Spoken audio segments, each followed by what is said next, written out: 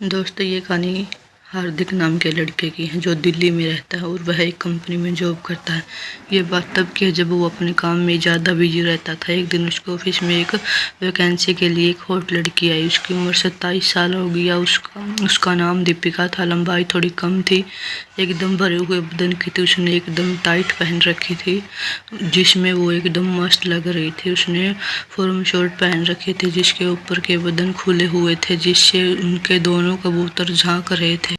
अगले हफ्ते से उसने ऑफिस ज्वाइन कर लिया। धीरे धीरे दोनों के बातचीत होने लगी। कभी कभी हार्दिक उसको उसके काम में अपनी बाइक पर ले जाता था। तब वो ऐसे चिपक के बैठ जाती थी कि हवा भी उन दोनों के बीच ना निकल सके।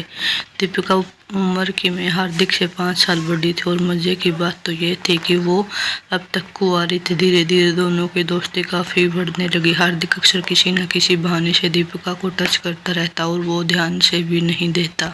कभी कभी वो दोनों ऑफिस के बाद गार्डन में घूमने जाते तो गले में हाथ डालकर घूमते। धीरे धीरे उन्होंने गाल को किस करना शुरू कर दिया और गार्डन के अंधेरे में एक दिन हार्दिक ने दीपिका के होठों पर किस कर ली और उसने किसी को ना बताने की शर्त बता दी। तो उसके बाद ने दीपिका का नाम सुना ही नहीं कि हार्दिक का हमदोश हो जाता है, पर कोई ऐसा मौका नहीं मिल पाता जिसके बीच में उनसे दोनों एक दूसरे से ज्यादा कुल मेल हो जाते।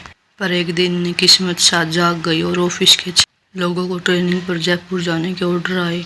10 दिन के लिए वो सब जयपुर पहुंचे और होटल में सबको एक एक रूम मिल गया और दीपिका का और हार्दिक का रूम एक दूसरे से फ्लोर के ही था। रात को खाना खा के हार्दिक ने दीपिका को कहा, चलो मेरे रूम में चल के टीवी देखते हैं।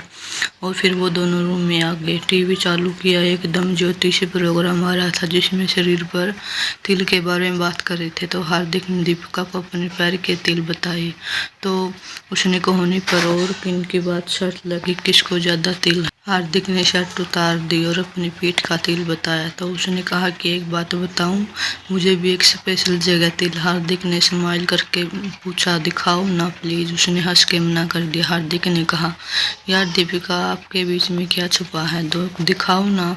उसने कहा ठीक है और अपनी टी शर्ट का गला थोड़ा नीचे किया और उसको दोनों संतरों के बीच एक तिल था। हार्दिक देखता रह गया। उसने झट से शर्ट ठीक कर ली। हार्दिक ने धीरे से उसको होठों पर किस कर लिया और उन दोनों के चेहरे लाल हो गए। हार्दिक ने उसकी टी शर्ट की तरफ इशारा करके कहा, दीपिका प्लीज मुझे उसको उतारने की परमिशन दोगी। उसने शर्मा के कहा, तुम्हारी मर्जी। बस फिर क्या था। हार्दिक ने तुरंत उसकी टी शर्ट उतार के बेड के नीचे फेंक दी। दोनों कबूतर उन्हें बड़े थे, उसके पिंजरे में आ नहीं रहे थे। ऐसा लग रहा था जैसे अभी पिंजरे से बाहर निकल जाएंगे। हार्दिक ने तुरंत ऊपर से ही उनको चूमना शुरू कर दिया और हार्दिक को अपनी बाहों में ले लिया। धीरे धीरे हार्दिक ने उसकी थैली में से एक संतरा बाहर निकाल लिया। वो शर्मा गई। हार्दिक का कॉन्फिडेंस बढ़ गया। वो कंससाने लगा। अब हम दोष हो चुके थे। अब उसके साथ वो सब किया जा सकता है जो एक पति पत्नी के बीच होता है। हार्दिक भी उसके साथ सब कुछ करने के लिए तैयार था। वो खड़ी हुई और कहने लगी, और कितना तड़पाओगे मुझसे अब कोई बर्दाश्त नहीं हुआ। जल्दी से अपना सामान मेरी गाड़ी में डाल दो, मैं मरी जा रही हूँ तुम्हारे घोड़े की सवारी करने के लिए। हार्दिक ने तुरंत अपना सामान उसकी गाड़ी में डाल दिया। फिर हार्दिक ने अपनी स्पीड बढ़ा दी। वो मचल उठी। कुछ देर बाद दोनों ने पानी छोड़ दिया और वो शांत हो गए। फिर दोनों बेड पर लेट गए। उस रात हार्दिक और दीपिका ने कई बार सब कुछ किया।